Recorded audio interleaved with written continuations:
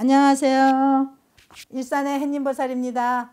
예, 그 유튜브 때문에 끊긴 인연이 다시 맺어졌다고 했는데 그게 어떤 내용이에요? 제가 하도 이사를 자주 다니니까 중간까지는 그 언니하고 연결이 됐었는데 어느 시점에서 그 언니하고 인연이 끊어졌어요. 그래서 제가 생각할 때는 이제 어디선가 잘 살고 있겠지 이렇게 생각을 했는데 제 유튜브가 나간 다음에 그 언니가 유튜브를 보고 연락을 한 거예요. 그래서 제가 너무 반가웠어요. 어머, 진짜 무엇보다도 반갑다. 이게 이렇게 이제 유튜브의 원력이구나, 이렇게 힘이구나 하는 걸 느꼈어요.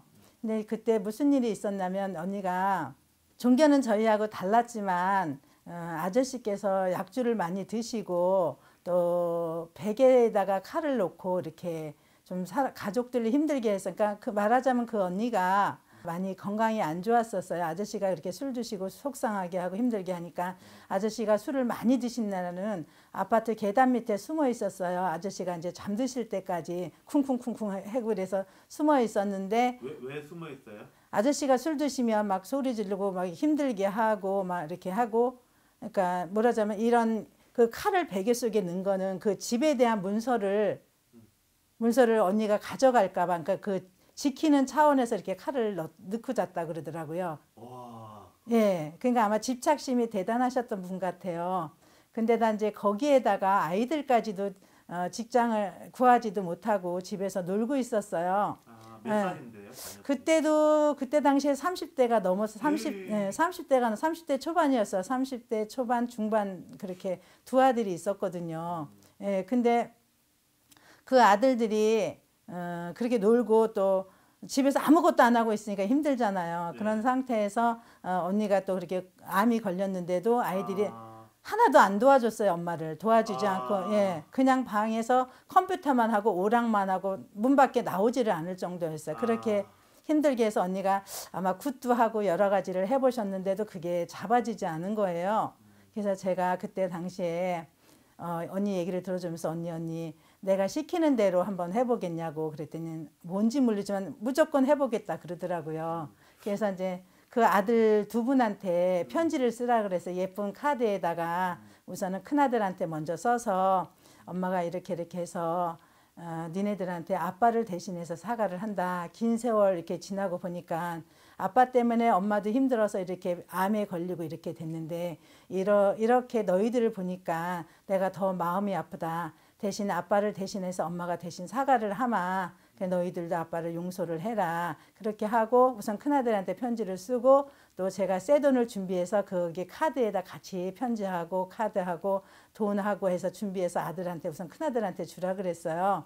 그랬더니 그 언니가 그렇게 시키는 대로 해준 거예요. 그런데 며칠 지나서 또 작은 아들한테 그대로 한 거예요. 어느 날 둘 아들이 방에서 각자 방에서 나오지도 않던 아이들이 각자 방에서 나온 거예요. 나오더니 무릎을 꿇고 엄마 치마를 붙잡으면서 엄마 죄송하다고.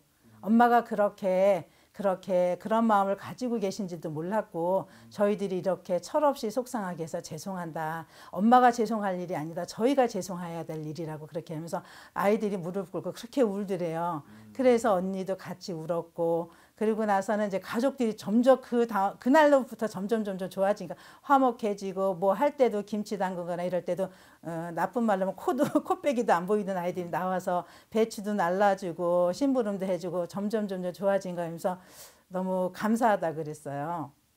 그 남편분도 좋아졌어요? 그 남편분도 한 사주적인 면에서는요.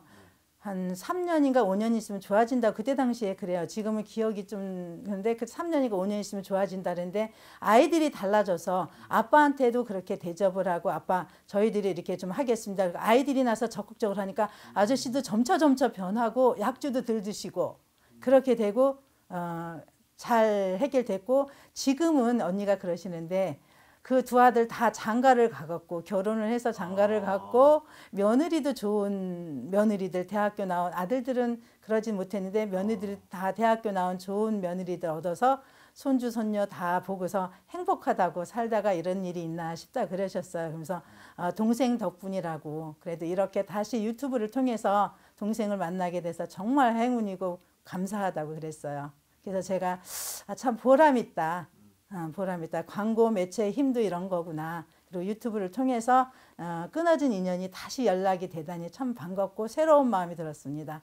사업을 하기 때문에 사업이 어려울 때마다 굿도 하고 그런 일은 해왔던 분이었어요. 근데 이제 그렇게 반신반의했다고 보면 반은 믿고 반은 아닌데 어려우니까 그렇게 해왔던 분인데 그렇게 제가 그런 걸 권했을 때는 너무나 이제 국 같은 거에 지쳐 있었는데 그렇게 새로운 방법을 일러주니까 언니가 감사하다 그랬어요. 그때는 이런 방법도 있네 동생 고마워요 그랬어요. 보살님이 예전에 그 유튜브 영상을 보면 예, 제가 예. 촬영할 때 보면 이제 심리사 자격증도 있다고 그랬는데 그런 것 때문에 아마 그 무속적인 상담 말고 예, 그런 예. 이제 정신적인 상담이나 대안책도 하셨을 것 같아요. 그 맞아요? 네네. 제가 심리학을 배웠기 때문에 물론 굿도 있고 이런 다른 방법도 있지만 심리적으로 치료해 주는 것도 필요하다고 저 개인적으로 생각했기 때문에 제가 배웠던 그런 부분을 인용해서 그렇게 자식들을 이렇게 도와줬습니다. 그랬더니 그렇게 효과가 또 빨랐고 또 아이들의 마음이 어렸을 때부터 아버지 때문에 힘들었던 마음 또 제가 경험이 있잖아요. 네. 그래서 그 힘들었던 마음을 어루만져 주니까 참 좋았고 보람이 있었어요. 그래서 제가 언젠가 말씀드렸듯이 제가 이렇게 아버지를 통해서 시련을 겪고 늘 어려서부터 하늘에 기도하고 하늘이시여 날 보살펴 달라고 애원하고 기도하고 눈물도 많이 쏟았던 거를 이런 그 시련을 이런 사람 도우는데 도움이 됐다고 생각을 합니다. 그럼 만일 이제 어떤 뭐 안 좋은 일이 있어서 이제 보살님한테 저 점사를 보러 오면 예, 예. 뭐 점사도 점사지만 그 심리학 심리 상담사 자격증이 있으시니까 예, 예. 예, 상담도 받고 일석이조가 되겠네요. 예, 예.